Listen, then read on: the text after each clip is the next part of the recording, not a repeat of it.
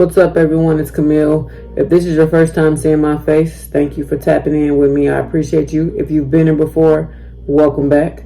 Today is a weekly rotation video. Basically, I go over all the fragrances I've worn the past 7 days, and we have a little conversation about it. Starting off the week, we went with Tumi's Unwind. This is, in my opinion, nothing but Le Labo's Santal 33. Once it dries down, this is Le Labo Santal 33. Now, in the opening, you do get a little bit of ginger, a little bit of lemon, some lavender. But that dry down is just sandalwood. A little bit of vetiver, a little bit of oud. It just completely reminds me of Le Labo Santal 33. This is my first wear. This is my first time wearing this, and I don't think I'll probably be wearing this again. I may give this away, or I may try to wear it, layer with something else, but I wasn't excited about this. Performance, average, 6 to 7 hours, nothing crazy. But yeah, Sunday we went with Tumi's Unwind. It's really nothing to really talk about. If you know Santal 33, you know this is just that. The dry down is that. The opening, you're not going to get it. You're going to get something completely different. The dry down is completely different. Now, Monday, we went with a Creed clone of Millesime Imperial, I believe it's pronounced. And this is our Moth's Milestone. Don't talk about my bottle, okay? My old shelf broke, and this was on the shelf, and it's like a little chip right here. It just kind of, it made it through. That's the important part, it made it through. But this is a clone of Creed Millesime Imperial. The opening on this is terrible.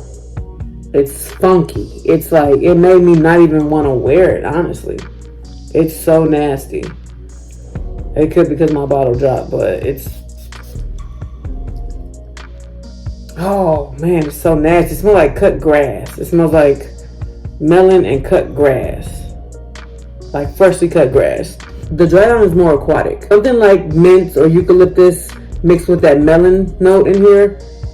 It's really good. Salty, musky melon. That's kind of what I get. A little metallic out of this. It kind of reminds me of like licking, like you put salt on a lemon, on a melon, and you lick it.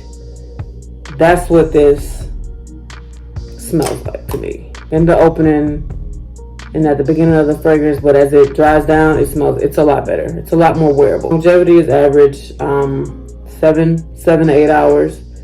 I worked a 8-hour day, so this got me through the day, which I appreciate. This probably is not something I'll visit too soon. It also may be something more so for the spring, summer, especially with that melon note.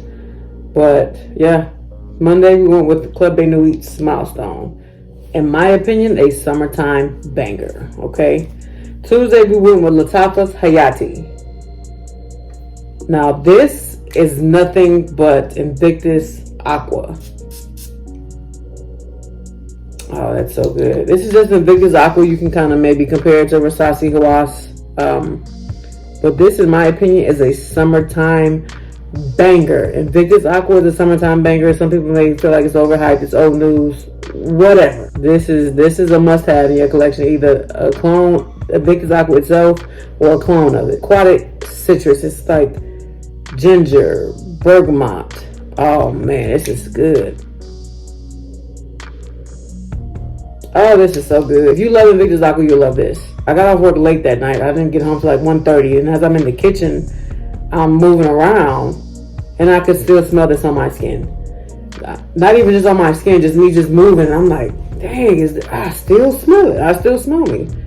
So I put this on about like maybe 1:30, so it gave me like 12 hours. This is a good clone of Invictus Aqua, sub $20. So if you see this on Amazon or on any of these discounter sites, Lattafa's Hayati.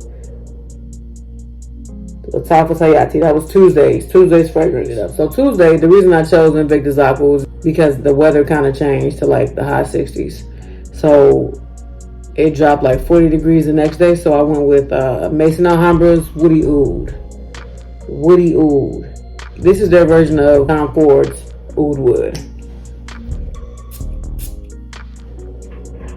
Oh, this is sexy. This is so sexy.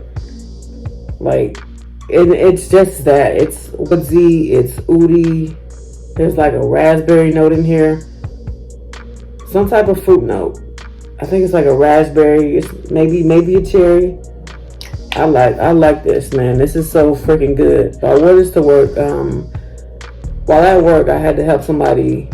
They were locked out of their vehicle, and as I'm trying to help him unlock the car, he's like, "Dang, you smell good. What are you wearing?" I'm like, "I'm gonna be honest with you. When people ask me what I'm wearing, and I'm wearing a clone of something, I always say the original name." So I told him Tom Ford Oud Wood, and so we kind of started talking about.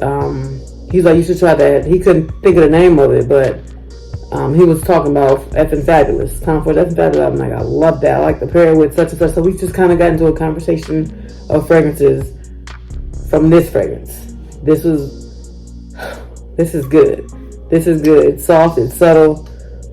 It's not a strong oud. It's not a strong wood. It's very soft and laid back. If you're interested in the Tom Ford oud wood, but you don't want to spend that hefty price, look into Maison Alhambra's Woody Oud or any other oud wood clone before you go out and buy that. Wednesday we went with Woody Oud, Maison Alhambra.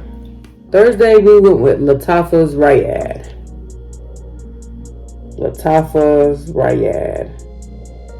So apparently this is, I can't vouch, but this is a parent clone of Mancera's Cedrat Boisé. It's something, I think it's pineapple, but it's something in here that reminds me a lot of Creed Aventus. Not 100%, but it reminds me 40% of Creed Aventus. And I've heard that Mancera's Cedrat Boisé reminds people of Creed Aventus.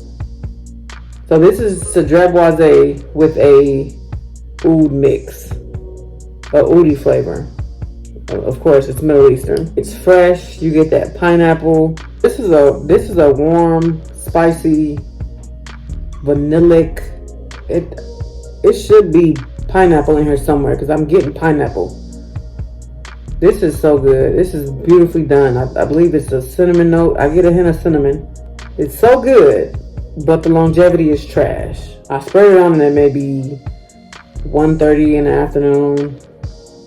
By 8 o'clock, I wasn't smelling anything. So, if you do pick this up, or if you do have this and you have a longevity issue as far as performance, you may just need to bring this with you and reapply. This is more so something for the spring, the summer. So just bring this with you and reapply. Thursday, Lattafa Rayad, Mancera's Cedrat Boisé clone. So Friday, I did something different. All from the House of Versace, we went with Mano Fraiche. This is a rendition of Dylan Blue. And then we paired that with Versace Eros Flame. I'm going to tell you, I had all of these on, right? But the start of the show was Versace Eros Flame. My sister gifted this to me a few years ago for Christmas. I think I'm like halfway. I don't know if you can see the juice on that bottle, but I'm like halfway through. I love this. This is the EDP. I love this. In my opinion, I believe Versace Eros Flame is a slept-on banger. Citrusy, lemon, aromatic, a little spicy. I love powdery, soft, subtle fragrances, and this is it for me. My bottle, again, my atomizer is a little cracked because it fell off my shelf, but even though I had on all these three fragrances, this is the only one I could smell. I knew I for sure probably wouldn't have smelled anything from Eau Fraiche. If you know anything about an EDT or Eau Fraiche or this right here, you're gonna lose your flavor after about 2-3 hours. I couldn't even get 2 minutes on this boy. But then again, it was a lot of overpowering in this. You smelled a little bit of Dylan Blue, but the overall performer, the overall star of the show, Versace Eros Flames. But on Friday, we went with Versace Eros Flame, Versace Dylan Blue, Mano Fraiche. So on Saturday, I was off Saturday. I didn't have too much to do. I just kind of ran a couple errands, did a little bit of running around. But Saturday, we went with Golden Hour from Cher's Pierre. Now, I came across Cher's Pierre on Reddit. I have a lot of Cher's Pierre fragrances. This is a clone of MFK's Grand Soir. It's kind of ooh, that's a pretty nice atomizer. This kind of reminds me of a little bit of Parfums de Marly Layton, PDM Layton. It kind of reminds me of that. But Golden Hour is beautiful, man. This is vanilla, musk, tonka bean, ambery. Oh, if you like vanilla and ambery fragrances, look into Grand Soir. Not necessarily just Cher's Pierre's Golden Hour, or if you want to do another clone, do another clone. But I personally feel like MFK's Grand Soir, or a clone of it, is something you should have in your collection. This is Date Night Jewels.